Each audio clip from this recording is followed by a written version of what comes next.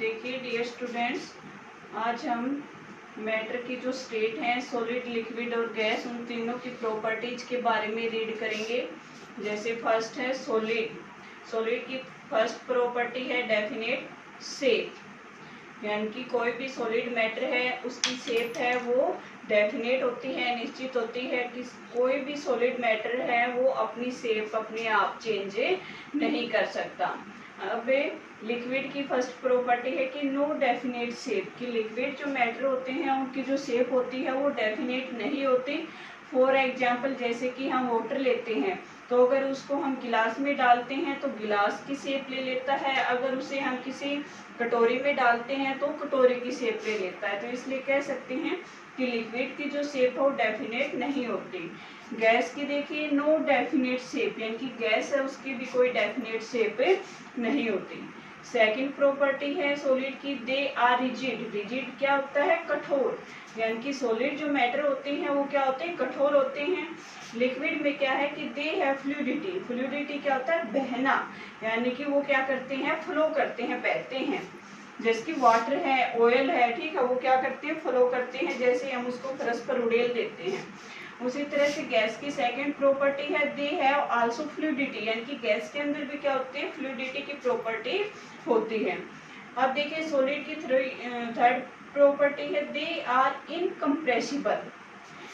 Word आया है incompressible, compressible यानी कि कंप्रेस क्या होता है? दबाना, ठीक है। तो क्या कह सकते हैं कि सॉलिड है उन मैटर्स को हम दबा नहीं सकते। इनकम्प्रेसिबल क्या होता है? जो दबाया न जा सके, ठीक है। लिक्विड की है लो कंप्रेसिबल, यानी कि जो लिक्विड मैटर होते हैं उनको हम थोड़ा बहुत कंप्रेस कर सकते हैं, यानी कि दबा सकते हैं। गैस की थर्ड प्रॉपर्टी है हाई कंप्रेसिबल, यानी कि जो गैस होती है वो क्या होती है? हाई कंप्रेसिबल, यानी कि उनको हमें बिल्कुल अच्छी तरह से दबा सकते हैं। जैसे कि बलून होता है, बलून के अंदर जैसे ही हवा भरते हैं और हवा भरकर हम उसको क्या कर सकते हैं? अच्छी तरह से अपने हाथों से दबा सकते हैं।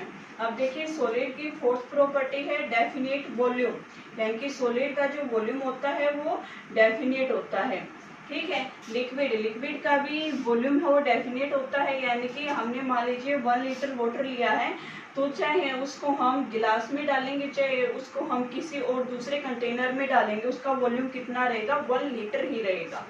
अब है गैस। जैसे गैस है नो डेफिनेट वॉल्यूम, यानी कि इसका कोई वॉल्यूम नहीं होता, निश्चित वॉल्यूम नहीं होता। अब जैसे सॉलिड की फिफ्थ प्रॉपर्टी है ग्रेट इंटरमोलिकुलर फोर्स, यानी कि ये है मान लीजिए कोई सॉलिड मैटर है, ठीक है। इस मैटर में इस तरह से पार्टिकल एक दूसरे से अटैच हैं, तो क्या बताया है कि उनके अंदर जो इंटरमोलिकुलर फोर्स है, इनकी पार्टिकल्स के बीच में जो फोर्स है वो क्या है? ग्रेटर, ज्यादा है।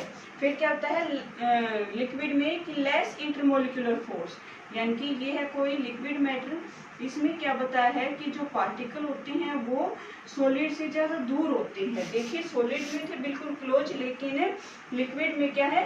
दूर दूर है। इसका मतलब क्या है कि पार्टिकल्स के बीच में जो इंटरमोलिकुलर फोर्स है वो क्या है? सॉलिड से कम है।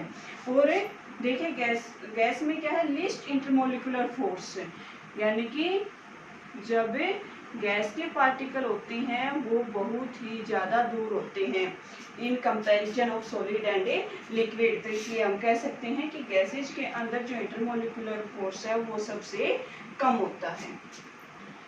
देखिए तो हमने सॉलिड, लिक्विड और गैस की प्रॉपर्टीज के बारे में पढ़ा है। अब देखेंगे कि ये जो स्टेट ऑफ मैटर है वो एक फॉर्म से दूसरी फॉर्म में चेंज किया जा सकता है। नहीं, किसके द्वारा?